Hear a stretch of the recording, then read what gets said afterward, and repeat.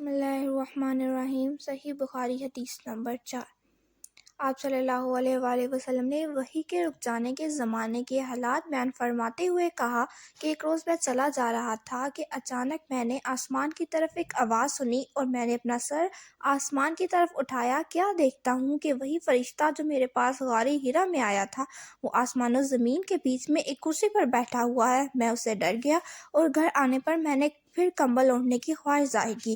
اس وقت اللہ پاک کی طرف سے یہ آیات نازل ہوئی، اے لحاف اوڑھ کر لیٹنے والے، اٹھ کھڑا ہو اور لوگوں کو عذاب الہی سے ڈرا اور اپنے رب کی بڑائی بیان کر اور اپنے کپڑوں کو پاک صاف رکھ اور گندگی سے دور رہ۔ اس کے بعد وہی تیزی کے ساتھ پے در پہ آنے لگی۔ اس حدیث کو یحییٰ بن بکیر کے علاوہ لیث بن سعد سے عبداللہ بن یوسف اور ابو صالح نے بھی روایت کیا ہے اور عقیل کے علاوہ زہری سے حلال بن رواد نے بھی روایت کیا ہے۔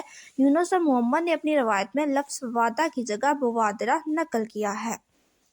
جزاک اللہ خیرا۔